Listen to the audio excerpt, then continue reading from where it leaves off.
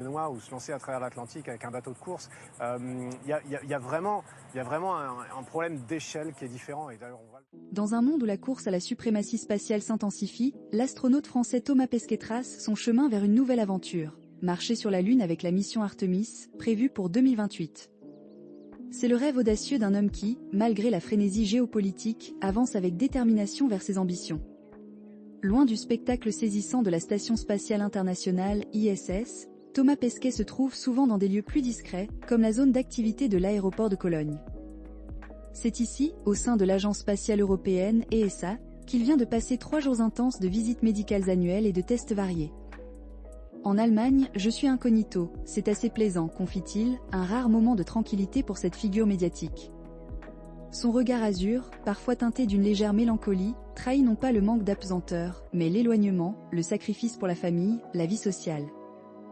Au cœur de l'imposant complexe de l'ESA, l'astronaute s'entraîne avec une ferveur renouvelée pour son prochain défi ultime, poser le pied sur la surface lunaire.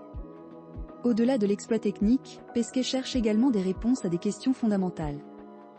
Sur la Lune, il est possible de ramasser une roche vieille de 4,1 milliards d'années, nous offrant ainsi un aperçu inédit des débuts de l'histoire de la Terre et du système solaire, explique-t-il, soulignant l'immense valeur scientifique de cette expédition. Celui qui a captivé la France lors de ses 2 précédentes missions spatiales Proxima en 2016 et Alpha en 2021, où il a commandé l'ISS et battu le record européen de jours passés dans l'espace, admet qu'une pause était nécessaire avant de s'immerger corps et âme dans son objectif lunaire. Chaque mission représente près de 6 ans d'engagement total, avec 4 ans de préparation et une année post-mission. C'est un sprint continu, il est donc bon de ralentir un peu le rythme. Le retour vers la Lune, un temps retardé, est désormais propulsé par une forte volonté politique, notamment celle de voir la mission Artemis se concrétiser. Plus de 50 ans après la fin du programme Apollo, cette initiative vise à ramener des humains sur la Lune, dont la première femme est la première personne de couleur, et à y établir une présence durable comme tremplin pour de futures missions martiennes.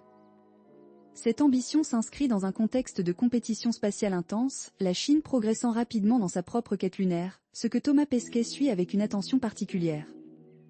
Il espère que l'Europe saura y gagner en autonomie, s'affranchissant de dépendances éphémères. C'est une vie singulière pour cet homme à l'apparence toujours aussi juvénile, qui vient de fêter ses 46 ans, comme si l'ardeur des rêves d'enfant défiait le temps. Entré pour la première fois dans un avion à 20 ans, il est devenu pilote de ligne, puis le premier Français à commander l'ISS. Avec près de 396 jours cumulés dans l'espace, un record pour un astronaute européen, Thomas Pesquet semble tout accomplir à une vitesse étonnante, animé par une soif insatiable de connaissances et d'expérience. Maîtrisant 6 langues, jouant du saxophone et ceinture noire de judo, ses multiples talents professionnels et personnels sont impressionnants. Il y a un côté hyperactif, c'est vrai. Mais les gens attribuent souvent toutes les qualités aux astronautes, pensant que nous sommes naturellement excellents en tout. Quand je leur dis que je n'ai jamais couru de marathon et que je suis plutôt mauvais en course de fond, ils pensent que c'est de la modestie. En attendant de savoir si sa candidature pour cette expédition à 384 000 km de la Terre sera retenue, nous saisissons l'occasion de discuter avec lui des grands enjeux de notre époque. De la course à l'espace au défi de souveraineté pour l'Europe, en passant par ses aspirations personnelles, Thomas Pesquet offre une perspective unique. Alors que les conflits se multiplient sur Terre, l'espace demeure un rare bastion de fraternité et de coopération internationale. Dans un monde qui semble parfois perdre son équilibre, la question se pose, le rêve est-il encore permis? J'ai longuement réfléchi à cela, confie Pesquet. Et c'est précisément pour trouver des réponses et des raisons d'espérer que nous sommes venus le rencontrer.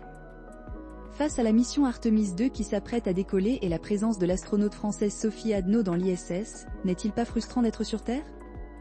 Non, répond-il. J'ai attendu 7 ans avant ma première mission.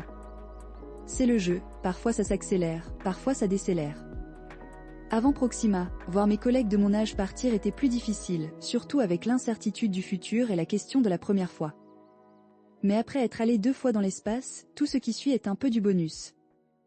Qu'est-ce qui vous motive à vouloir vous rendre sur la Lune en 2028? Nous avons tous cette envie d'explorer là où d'autres n'ont pas encore mis les pieds, si je puis dire. Refaire les mêmes missions à l'infini ne m'apporterait pas le même épanouissement. Je suis déjà privilégié d'être allé dans l'espace, mais la Lune offre des instruments et des opportunités scientifiques inédites. C'est une étape qui n'a pas été franchie depuis les missions Apollo des années 1970. Nous voulons nous installer sur la Lune pour y mener des missions de plus longue durée, dans l'espoir que cela devienne une présence pérenne, à l'image de l'ISS. Entre les missions lunaires, l'ISS, le secteur privé et les ambitions de nations comme l'Inde ou la Chine, l'exploration spatiale n'a jamais été aussi dynamique. Vous n'étiez pas né lors des premiers pas de Neil Armstrong sur la Lune. Est-ce un avantage? Absolument. Nous en discutions avec mes collègues de la promotion 2009. Nous sommes la première génération d'astronautes à ne pas avoir connu cet événement en direct. Tous les autres s'en souviennent, même enfants. Nous partons d'une ardoise vierge. Nos prédécesseurs vivaient un peu dans l'ombre d'Apollo, pensant que rien ne serait jamais aussi grand. Nous abordons la Lune sans complexe, la considérant comme une étape naturelle dans la grande exploration. Le but ultime, bien sûr, reste Mars, le saint Graal scientifique, mais nous n'avons pas encore les moyens d'y aller aujourd'hui.